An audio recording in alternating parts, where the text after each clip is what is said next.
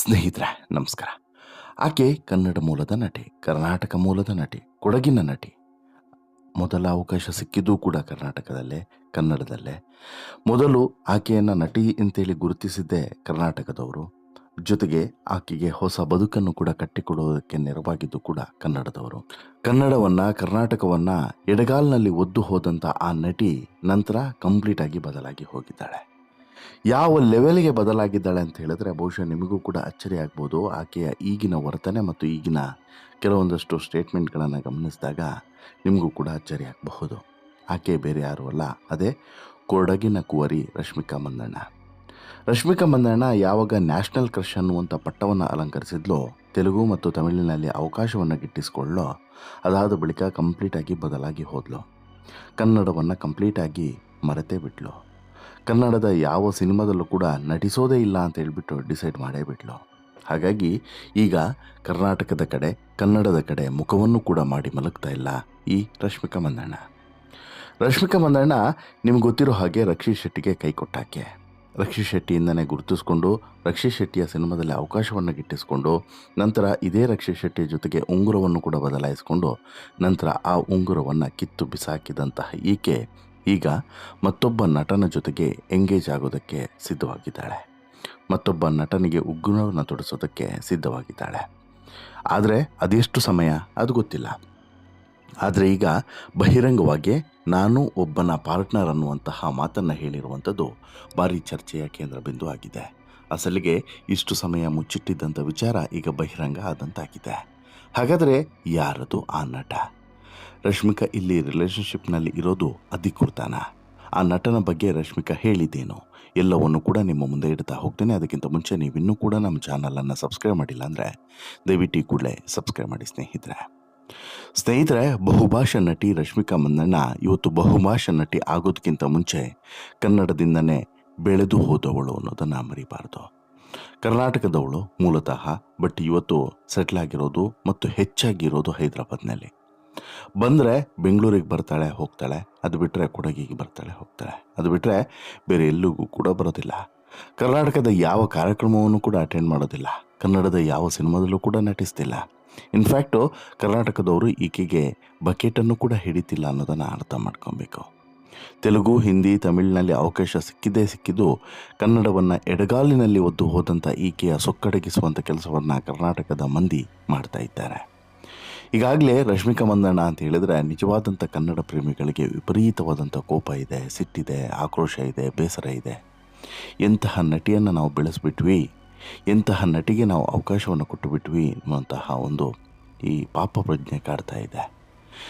ಇತ್ತೀಚೆಗೆ ರಶ್ಮಿಕಾ ಮಂದಣ್ಣ ಒಬ್ಬ ನಟನ ಜೊತೆಗೆ ರಿಲೇಷನ್ಶಿಪ್ನಲ್ಲಿ ಇದ್ದಾಳೆ ಅನ್ನುವಂಥ ಮಾತುಗಳು ದೊಡ್ಡ ಮಟ್ಟದಲ್ಲೇ ಚರ್ಚೆ ಆಗ್ತಿತ್ತು. ಅದು ಬೇರೆ ಯಾರೂ ಅಲ್ಲ, ಅದೇ ವಿಜಯ್ ದೇವರಕೊಂಡ ಜೊತೆಗೆ ಈಕೆಯ ಮೊದಲ ಸಿನಿಮಾ ಬರೋದಕ್ಕಿಂತ ಮುಂಚೆ ಈಕೆ ರಶ್ಮಿಕಾ ಮಂದಣ್ಣ ಆಗಿ ಗುರುತಿಸ್ಕೊಂಡಿದ್ದಂಥ ಈಕೆ ಇದ್ದಿದ್ದು ರಕ್ಷಿತ್ ಅವರ ಗರ್ಲ್ಫ್ರೆಂಡ್ ಆಗಿ ಅಥವಾ ಪಾರ್ಟ್ನರ್ ಆಗಿ, ಲೈಫ್ ಪಾರ್ಟ್ನರ್ ಆಗಬೇಕು ಅಂಥೇಳಿ ಎಂಗೇಜ್ಮೆಂಟ್ ಕೂಡ ಆಗಿತ್ತು. ಅದ್ಯಾವಾಗ ವಿಜಯ್ ದೇವರಕೊಂಡ ಅವರ ಜೊತೆಗೆ ಸಿನಿಮಾವನ್ನು ಮಾಡ್ತಾರೋ ಅಲ್ಲಿಗೆ ಈ ಸಂಬಂಧ ಹಳಸಿ ಹೋಯಿತು.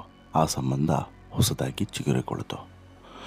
ಈ ಸಂಬಂಧದ ಬಗ್ಗೆ ಈಗ ಸಾಕಷ್ಟು ಚರ್ಚೆಗಳು ನಡೀತಾ ಇರ್ತವೆ. ಆಗಾಗ ಗಾಸಿಪ್ಗಳು ಕೂಡ ಸದ್ದುವನ್ನು ಮಾಡ್ತಾ ಇರ್ತವೆ. ಬಟ್ ಮೊಟ್ಟ ಮೊದಲ ಬಾರಿಗೆ ರಶ್ಮಿಕಾ ಮಂದಣ್ಣ ಒಂದು ವಿಚಾರವನ್ನು ಒಂದು ಸಂದರ್ಶನದಲ್ಲಿ ಬಹಿರಂಗಪಡಿಸಿದ್ದಾರೆ. ಅದರಲ್ಲಿ ತಾವು ರಿಲೇಷನ್ಶಿಪ್ನಲ್ಲಿ ಇರುವಂಥ ವಿಚಾರವನ್ನು ಪರೋಕ್ಷವಾಗಿ ಹೇಳಿದ್ದಾರೆ. ನಾನೊಬ್ಬನಿಗೆ ಪಾರ್ಟ್ನರ್ ಆಗಿದ್ದೇನೆ ಅಂತಲೂ ಕೂಡ ಹೇಳ್ಕೊಂಡಿದ್ದಾರೆ. ಇದು ಈಗ ಭಾರಿ ದೊಡ್ಡ ಚರ್ಚೆಗೆ ಕಾರಣವಾಗಿದೆ. ಹಾಗಾದರೆ ಏನು ಹೇಳಿದ್ರು ರಶ್ಮಿಕಾ? ಹೇಳ್ತಾ ಹೋಗ್ತೀನಿ ನೋಡಿ. ಸಂದರ್ಶನವೊಂದರಲ್ಲಿ ರಶ್ಮಿಕಾ ಮಂದಣ್ಣ ಹೇಳ್ತಾ, ನನಗೆ ನನ್ನ ಮನೆಯೇ ಮುಖ್ಯ ಮತ್ತು ಅದೇ ಖುಷಿಯ ಸ್ಥಳ. ಇಂದು ಇರುವಂಥ ಹೆಸರು, ಪ್ರಸಿದ್ಧಿ ನಾಳೆ ಇರಬಹುದು, ಇಲ್ಲದೇನೂ ಕೂಡ ಇರ್ಬೋದು.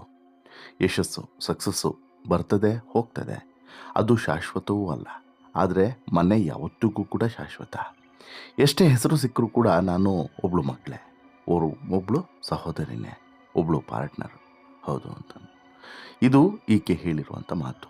ನಾನು ಒಬ್ಬಳ ಮಕ್ಕಳು, ಒಬ್ಬರಿಗೆ ಸಹೋದರಿ, ಮತ್ತೊಬ್ಬರಿಗೆ ಪಾರ್ಟ್ನರ್. ಯಾರಿಗೆ? ಅದು ಈಗಿರುವಂಥ ವಿಚಾರ. ಇಲ್ಲಿ ಸಂಗಾತಿ ಅಂತೇಳಿ ಬಳಸಿರುವಂತಹ ಪದ ಇದೆಯಲ್ಲ, ಇದು ಭಾರಿ ಇಂಟ್ರೆಸ್ಟಿಂಗ್ ಆಗಿದೆ. ರಶ್ಮಿಕಾ ಮಂದಣ್ಣ ಇಲ್ಲಿ ತಾನು ರಿಲೇಷನ್ಶಿಪ್ನಲ್ಲಿ ಇರುವಂಥ ವಿಚಾರವನ್ನು ಅಧಿಕೃತವಾಗಿ ಈಗಾಗಲೇ ಬಹಿರಂಗಪಡಿಸಿದಂಗೆ ಆಗಿದೆ. ಹಾಗೆ ನೋಡಿದ್ರೆ ಈಗ ಕಳೆದ 2-3 ವರ್ಷಗಳಿಂದನೂ ಕೂಡ ಈ ವಿಜಯ್ ದೇವರಕೊಂಡ ಮತ್ತು ರಶ್ಮಿಕಾ ಮಂದಣ್ಣ ಒಂದು ರೀತಿಯಲ್ಲಿ ರಿಲೇಷನ್‌ಶಿಪ್‌ನಲ್ಲಿ ಇದ್ದಾರೆ ಅಂತಲೇ ಹೇಳಬಹುದು. ಸಾಕಷ್ಟು ಸ್ಥಳಗಳಲ್ಲಿ ಇವರು ಸಿಕ್ಕಾಕೊಂಡ್ಬಿದ್ದಿದ್ದಾರೆ. ಬೇರೆ ಬೇರೆ ರೀತಿ ಅಂದರೆ ಗೊತ್ತಾಗಬಾರ್ದು ಅನ್ನೋ ರೀತಿಯಲ್ಲಿ ಏನಾದರೂ ಒಂದು ಸ್ಟ್ರಾಟಜಿಯನ್ನು ಮಾಡೋದು, ಬಟ್ ಅನ್ಫಾರ್ಚುನೇಟ್ಲಿ ಗೊತ್ತಾಗೋದು.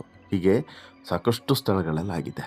ಇನ್ನು ರೆಸ್ಟೋರೆಂಟ್ಗಳಲ್ಲಂತೂ ಇವರಿಬ್ಬರು ಒಟ್ಟಿಗೆ ಹೋಗೋದು, ಊಟ ಮಾಡೋದು ಇವೆಲ್ಲದೂ ಕೂಡ ಕಾಮನ್ ಆಗಿದೆ. ಬಟ್ ಫಾರಿನ್ ಟ್ರಿಪ್ಗಳಲ್ಲಿ ಇವರಿಬ್ಬರು ಕೂಡ ಒಟ್ಟಿಗೆ ಇರುವಂಥ ಫೋಟೋಸ್ಗಳನ್ನು ಶೇರ್ ಮಾಡೋದಿಲ್ಲ. ಬಟ್ ಆದರೆ ಆ ಸಾಮ್ಯತೆಯನ್ನು ನೋಡಿದ್ರೆ ಅಲ್ಲಿ ಸ್ಪಷ್ಟವಾಗಿ ಗೊತ್ತಾಗುತ್ತೆ. ಸಾಕಷ್ಟು ಸಲ ಗೊತ್ತಾಗಿದೆ. ಇನ್ನು ಸಾಕಷ್ಟು ಸಲ ಇವರಿಬ್ಬರು ಕೂಡ ಹೇಳ್ಕೊಂಡಿದ್ದಾರೆ. ಇವರಿಬ್ಬರ ರಿಲೇಷನ್ಶಿಪ್ನ ಬಗ್ಗೆ ಇಂಡೈರೆಕ್ಟ್ಲಿ ಸಾಕಷ್ಟು ಸಲ ಹೇಳ್ಕೊಂಡಿದ್ದಾರೆ. ಇನ್ನು ವಿಜಯ್ ದೇವರಕೊಂಡ ಅವರ ಫ್ಯಾಮಿಲಿಯವರು ಕೂಡ ರಶ್ಮಿಕಾನನ್ನು ಈಗಾಗಲೇ ಸೊಸೆಯ ರೀತಿಯಲ್ಲಿ ಟ್ರೀಟ್ ಮಾಡ್ತಿದ್ದಾರೆ ಅನ್ನೋದು ಗೊತ್ತಾಗ್ತಿದೆ. ಹಾಗೆ ನೋಡಿದ್ರೆ ರಶ್ಮಿಕಾಗೆ ಇದು ಮೊದಲ ಪ್ರೀತಿ ಅಲ್ವೇ ಅಲ್ಲ. ರಶ್ಮಿಕಾಗೆ ಪ್ರೀತಿಯ ಒಂದು ಪರೀಕ್ಷೆ ಮೊದಲ ಬಾರಿಗೆ ನಡೆದು ಹೋಗಿತ್ತು. ಅದು 2016ರಲ್ಲಿ. ರಶ್ಮಿಕಾ ಮಂದಣ್ಣ ರಕ್ಷಿತ್ ಶೆಟ್ಟಿ ಎಂಗೇಜ್ಮೆಂಟ್ ಕೂಡ ಮುರಿದು ಬಿದ್ದು ಕೆಲವೇ ವರ್ಷಗಳಲ್ಲಿ, ಅಂದರೆ 2016ರಲ್ಲಿ ಕಿರಿಕ್ ಪಾರ್ಟಿ ಸಿನಿಮಾದಲ್ಲಿ ಈ ಜೋಡಿ ಒಟ್ಟಿಗೆ ನಟಿಸುತ್ತೆ. ಆನಂತರ ಈ ಸ್ನೇಹ ಪ್ರೀತಿಯಾಗಿ ತಿರುಗುತ್ತೆ. ಇವರಿಬ್ಬರು ಕೂಡ ಎಂಗೇಜ್ಮೆಂಟನ್ನು ಮಾಡ್ಕೊಳ್ತಾರೆ. ಅದೇ ಸಮಯಕ್ಕೆ ರಶ್ಮಿಕಾ ಮಂದಣ್ಣವರು ತೆಲುಗಿಗೆ ಹಾರ್ತಾರೆ. ಆ ಸಮಯದಲ್ಲಿ ಇವರಿಬ್ಬರ ಬ್ರೇಕಪ್ ಕೂಡ ನಡೆಯುತ್ತೆ. ಈ ಬ್ರೇಕಪ್ಗೆ ಕಾರಣ ಅದನ್ನು ಬಾಯಿ ಬಿಟ್ಟು ಹೇಳಬೇಕಾಗಿಲ್ಲ, ಅವೆಲ್ಲವೂ ಕೂಡ ಗೊತ್ತಿರುವಂಥ ವಿಚಾರನೇ. ಹೀಗಾಗಿ ಇಲ್ಲಿ ರಶ್ಮಿಕಾ ಮಂದಣ್ಣ ಬದಲಾಗಿದ್ದು ಯಾಕೆ ಮತ್ತು ಹೇಗೆ, ಯಾವತ್ತಿನಿಂದ, ಯಾವ ರೀತಿ ಗೊತ್ತಾಯ್ತಲ್ಲ. ಇನ್ನು ವಿಜಯ್ ದೇವರಕೊಂಡ ಜೊತೆಗೆ ಗೀತಾ ಗೋವಿಂದಂ, ಡಿಯರ್ ಕಾರ್ಮೆಟ್ ಸಿನಿಮಾಗಳಲ್ಲಿ ನಟಿಸಿರುವಂಥ ರಶ್ಮಿಕಾ ಏಕಕಾಲದಲ್ಲಿ ವಿದೇಶಕ್ಕೆ ಹಾಲಿಡೇ ಟ್ರಿಪ್ಗಳಿಗೆ ಹೋಗಿದ್ದು ಕೂಡ ಇದೆ. ಅಷ್ಟೇ ಅಲ್ಲದೆ ವಿಜಯ್ ದೇವರಕೊಂಡ ಮನೆಯಲ್ಲಿ ರಶ್ಮಿಕಾ ಇರುವಂಥ ಸಾಕಷ್ಟು ಫೋಟೋಗಳು ಆಗಾಗ ಸೋಷಿಯಲ್ ಮೀಡಿಯಾದಲ್ಲಿ ವೈರಲ್ ಆಗ್ತಾನೆ ಇರ್ತದೆ. ಭಾರಿ ಚರ್ಚೆಯನ್ನು ಕೂಡ ಹುಟ್ಟು ಹಾಕ್ತವೆ. ಸಾಕಷ್ಟು ಬಾರಿ ಈ ಜೋಡಿಗೆ ಲವ್ ವಿಚಾರವನ್ನು ಕೇಳಿದಾಗ ಇವರಿಬ್ಬರು ಕೂಡ ಇಲ್ಲ ನಾವು ಕ್ಲೋಸ್ ಫ್ರೆಂಡ್ಸ್ ಅಷ್ಟೇ, ನಮಗೆ ಸಾಕಷ್ಟು ಕಾಮನ್ ಫ್ರೆಂಡ್ಸ್ ಇದ್ದಾರೆ ಅಂತಲೂ ಕೂಡ ಹೇಳ್ತಾರೆ. ವಿಜಯ್ ಒಂದು ಸಂದರ್ಶನದಲ್ಲಿ ರಶ್ಮಿಕಾ ನನ್ನ ಡಾರ್ಲಿಂಗ್ ಅಂತಲೂ ಕೂಡ ಹೇಳಿದರು. ಅಷ್ಟೇ ಅಲ್ಲದೆ ನನಗೆ ಈಗ 35 ವರ್ಷ, ನಾನು ಸಿಂಗಲ್ ಆಗಿ ಇರ್ತೀನಿ ಅಂತೇಳಿ ಅನಿಸುತ್ತಾ ಅಂತಲೂ ಕೂಡ ಪ್ರಶ್ನೆಯನ್ನು ಮಾಡಿದರು. ಅಷ್ಟೇ ಅಲ್ಲ, ಒಂದು ದಿನ ಒಂದು ಹುಡುಗಿಯ ಕೈಯನ್ನು ಹಿಡ್ಕೊಂಡಿರುವಂಥ ಫೋಟೋಸನ್ನು ಶೇರ್ ಮಾಡಿಕೊಂಡು ತಾವು ಲವ್ನಲ್ಲಿರೋದು ಪಕ್ಕ ಅನ್ನೋದನ್ನು ಕೂಡ ಬಹಿರಂಗಪಡಿಸಿದರು. ರಶ್ಮಿಕಾ ಮಂದಣ್ಣ ವಿಜಯ್ ದೇವರಕೊಂಡ ಎಲ್ಲೇ ಹೋದರೂ ಕೂಡ ಅವರಿಗೆ ಲವ್ ಬಗ್ಗೆ ಪ್ರಶ್ನೆ ಎದುರಾಗ್ತಾನೆ ಇರುತ್ತೆ. ಅಷ್ಟೇ ಅಲ್ಲದೆ ಪ್ರಶಸ್ತಿ ಸಮಾರಂಭಗಳಲ್ಲೂ ಕೂಡ ಇವರಿಬ್ಬರ ಕಾಲೆಳೆಯುವಂಥ ಪ್ರಯತ್ನವೂ ಕೂಡ ನಡೆಯುತ್ತೆ. ಹೀಗಿದ್ದರೂ ಕೂಡ ಈ ಜೋಡಿ ಲವ್ ಮಾಡ್ತಿರುವಂಥ ವಿಚಾರವಾದ ಬಗ್ಗೆ ಎಲ್ಲೂ ಕೂಡ ತುಟಿಕ್ ಅಂದಿಲ್ಲ. ಇನ್ನೊಂದು ಕಡೆ ಸುದ್ದಿಗೋಷ್ಠಿಯೊಂದರಲ್ಲಿ ವಿಜಯ್ ದೇವರಕೊಂಡ ಅವರ ಸಹೋದರನ ಬಳಿ ರಶ್ಮಿಕಾ ಮಂದಣ್ಣ ಅವರು ನಾನು ನಿಮ್ಮ ಫ್ಯಾಮಿಲಿಗೆ ಸೇರಿದವಳು ಅನ್ನುವಂಥ ಸಂದೇಶವನ್ನು ರವಾನಿಸಿದರು. ಈ ನಡುವೆ ಪ್ರಖ್ಯಾತ ಜ್ಯೋತಿಷಿಯಾಗಿರುವ ಸೆಲೆಬ್ರಿಟಿ ಜ್ಯೋತಿಷಿ ಅಂತಲೇ ಪಾಪ್ಯುಲಾರಿಟಿಯನ್ನು ಪಡೆದಿರುವಂತಹ ವೇಣುಸ್ವಾಮಿ ಅವರು ರಶ್ಮಿಕಾ ಮಂದಣ್ಣ ಮತ್ತು ವಿಜಯ್ ದೇವರಕೊಂಡ ಮದುವೆ ಆದರೂ ಕೂಡ ಡಿವೋರ್ಸನ್ನು ಮಾಡ್ಕೊಳ್ತಾರೆ. ಮದುವೆ ಆಗೋದು 100ಕ್ಕೆ 100 ಸತ್ಯ ಅನ್ನುವಂಥ ಮಾತನ್ನು ಕೂಡ ಹೇಳಿದ್ದಾರೆ. ರಶ್ಮಿಕಾ ಮಂದಣ್ಣನವರ ವೃತ್ತಿ ಜೀವನ ತುಂಬ ಚೆನ್ನಾಗಿರ್ತದೆ, ಅದರ ವೈಯಕ್ತಿಕ ಜೀವನ ಏನೂ ಕೂಡ ಚೆನ್ನಾಗಿರೋದಿಲ್ಲ ಅನ್ನುವಂಥ ಭವಿಷ್ಯವನ್ನು ವೇಣುಸ್ವಾಮಿ ನುಡಿದಿರುವಂಥದ್ದು ಎಲ್ಲೋ ಒಂದು ಕಡೆ ಇವರ ಪ್ರೀತಿಗೆ ಎಳ್ಳು ನೀರು ಬಿಡುವಂತೆಯೂ ಕೂಡ ಆಗಿತ್ತು. ಬಟ್ ಆದರೆ ಆ ರೀತಿ ಆಗಲಿಲ್ಲ. ಇವರಿಬ್ಬರು ಕೂಡ ಅದನ್ನು ಸೀರಿಯಸ್ ಆಗಿ ಸ್ವೀಕರಿಸಲಿಲ್ಲ. ನಂತರ ಇವರ ಪ್ರೀತಿ ಮುಂದುವರಿತಾನೆ ಹೋಯಿತು. ಇವತ್ತಿಗೆ ಈ ಹಂತಕ್ಕೆ ಬಂದು ನಿಂತಿದೆ. ಈಗಾಗಲೇ ಸಾಕಷ್ಟು ಸಲ ರಶ್ಮಿಕಾ ಆಗಲಿ ಅಥವಾ ವಿಜಯ್ ಆಗಲಿ ಇಬ್ಬರು ಕೂಡ ಒಪ್ಕೊಂಡಿದ್ದಾರೆ, ಪರಸ್ಪರ ಪ್ರೀತಿಯನ್ನು ಒಪ್ಕೊಂಡಿದ್ದಾರೆ. ಬಟ್ ಬಹಿರಂಗವಾಗಿ ಎಲ್ಲೂ ಕೂಡ ಇವರು ತೋರಿಸ್ಕೊಂಡಿಲ್ಲ. ಎಲ್ಲಿ ರಶ್ಮಿಕಾ ಜೊತೆಗೆ ಇರೋದಾಗಲಿ ಪ್ರೀತಿಸ್ತಿರೋದಾಗಲಿ ತೋರಿಸ್ಕೊಂಡಿಲ್ಲ. ರಶ್ಮಿಕಾನು ಕೂಡ ಹಾಗೆ ತುಂಬ ಸೀಕ್ರೆಟನ್ನು ಮೇಂಟೈನ್ ಮಾಡಿದ್ದಾರೆ. ಬಟ್ ನಾನು ಪಾರ್ಟ್ನರ್ ಅನ್ನುವಂತಹ ಒಂದು ಪದವನ್ನು ಬಳಕೆ ಮಾಡಿದ್ದಾರೆ ನೋಡಿ, ಅದ್ರ ಬಗ್ಗೆ ಈಗ ಎಲ್ಲರೂ ಕೂಡ ಚರ್ಚೆ ಮಾಡ್ತಿದ್ದಾರೆ. ನನ್ನ ಪಾರ್ಟ್ನರ್ ಅನ್ನುವಂಥ ಪದವನ್ನು ಬಳಕೆ ಮಾಡಿರುವಂಥ ರಶ್ಮಿಕಾ ಇದು ವಿಜಯ್ಗೆ ಹೇಳಿರೋದು.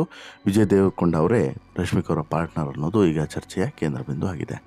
ಅದೇನೇ ಇದ್ರೂ ಕೂಡ ಸ್ನೇಹಿತರೆ, ಇವರಿಬ್ಬರು ನಿಜವಾಗ್ಲೂ ಕೂಡ ಪ್ರೀತಿಸ್ತಿದ್ರೆ ಮದುವೆ ಆಗಲಿ, 100 ಕಾಲ ಚೆನ್ನಾಗಿರಲಿ. ಇಲ್ಲಿ ರಕ್ಷಿತ್ಗೆ ಮಾಡಿದಂಥ ಮೋಸವನ್ನು ರಶ್ಮಿಕಾ ಇನ್ನೊಬ್ಬರಿಗೆ ಮಾಡೋದು ಬೇಡ ಅನ್ನೋದು ನಮ್ಮ ಆಶಯ.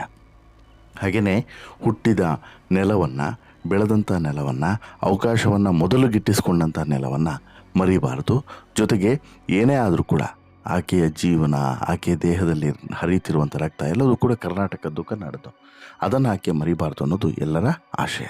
ನಿಮಗೇನು ಅನಿಸುತ್ತೆ ಸ್ನೇಹಿತರೆ? ನಿಮ್ಮ ಅಭಿಪ್ರಾಯ ಏನು ರಶ್ಮಿಕಾ ಬಗ್ಗೆ? ದಯವಿಟ್ಟು ನಿಮ್ಮ ಅಭಿಪ್ರಾಯನ ಕಮೆಂಟ್ ಮಾಡಿ ತಿಳಿಸಿ. ಜೊತೆಗೆ ಈ ಸ್ಟೋರಿ ಇಷ್ಟ ಆಯಿತು ಅಂತ ಹೇಳಿದ್ರೆ ಲೈಕ್ ಮಾಡಿ, ಶೇರ್ ಮಾಡಿ, ಚಾನಲ್ಗೆ ಸಬ್ಸ್ಕ್ರೈಬ್ ಆಗೋದನ್ನು ಮರಿಬೇಡಿ.